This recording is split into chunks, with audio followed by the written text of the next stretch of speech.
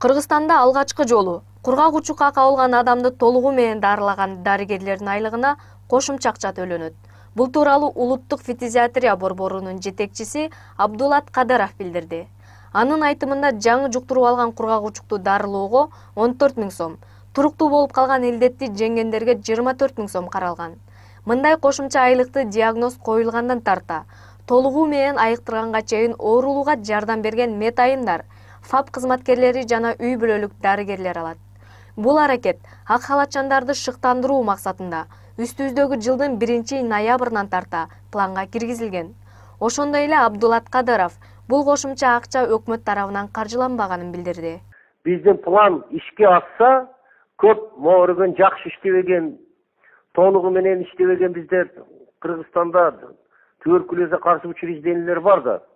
Ошолорду биз оптималдаштырып, кээ бирлөрүнүн баягы койкаларын кыскартып, кээ бир мындай толугу менен жакшы иштебеген больницаларды биз жабабыз да.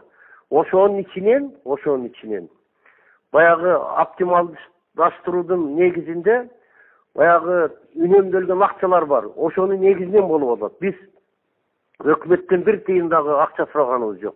Маалыматка ылайык, бул аракет 2017-2026 жылдар аралыгында кургак учукка каршы күрөшүү программасынын алкагында ишке ашууда.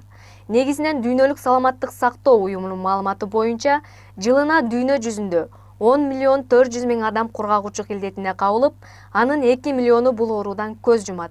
Ал эми Кыргызстанда 2016 жылы кургак учуктун 5680 жаңы түрлөрү табылган.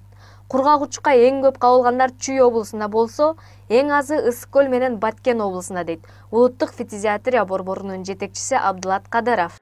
2001 жылдын көрсөткүчүгө салыштырмалуу түрдө өлгөндөрдүн саны 5 азайды, туберкулезгө чалдыккандардын саны 2 азайды десек болот.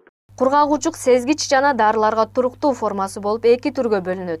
Оорунун сезгич формасына кабылгандар 6-7 ай дарыларын толук алып, бардык талаптарды аткарса 100% айыгып кете алат, дейт адистер.